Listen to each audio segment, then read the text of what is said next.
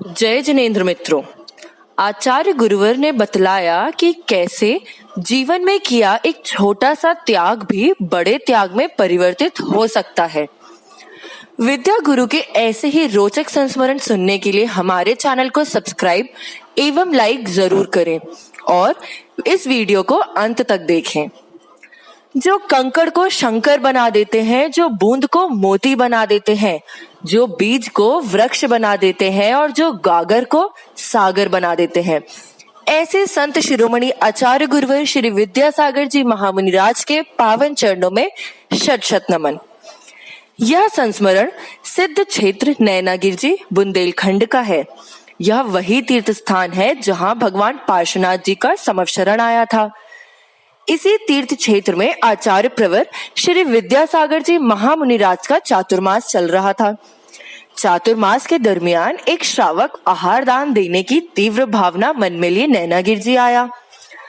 उनके मन में गुरुवर को आहार देने की इतनी तीव्र भावना थी कि उन्होंने आचार्य महाराज के दर्शन पश्चात बड़े ही विनम्र भाव से गुरुवर के समक्ष अपनी आहार देने की भावना प्रकट करी।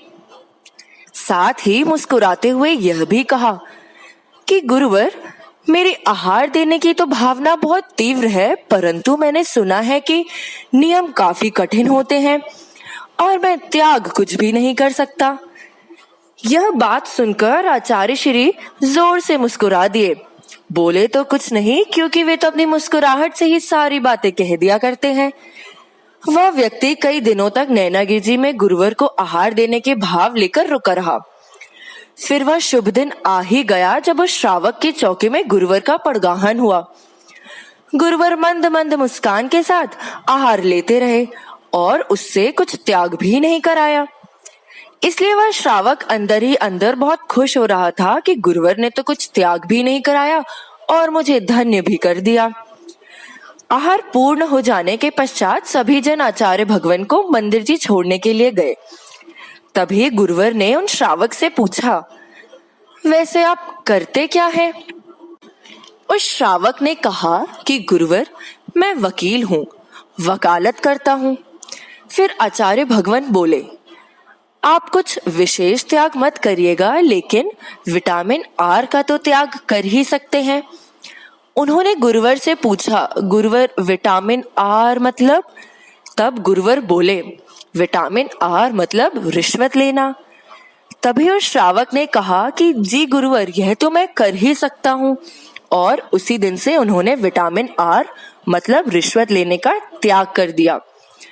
आचार्य श्री जी ने बोला, देखो वकील साहब, आप जिस किसी से रिश्वत लेते हो तो उसका दिल तो जरूर दुखता होगा। दुख होने से हिंसा हो गई।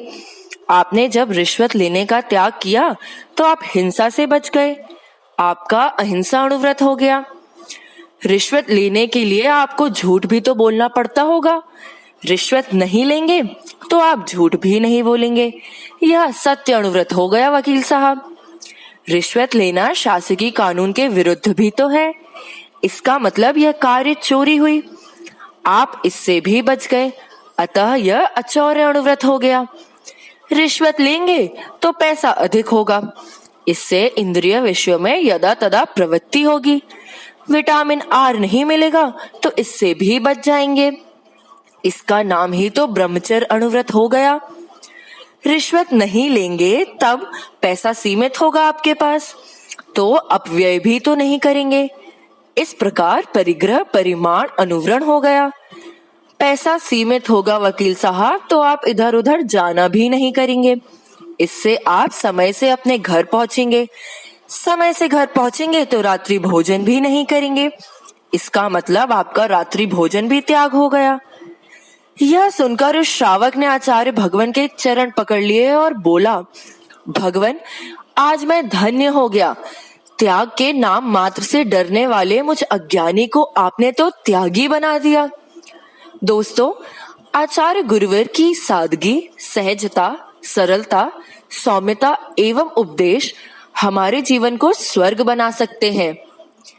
अगर आपको हमारा यह संस्मरण पसंद आया हो तो कृपया इसे अपने परिजनों के साथ भी शेयर करें, जिससे वे विद्या गुरु के संस्मरण से वंचित ना रह पाएं।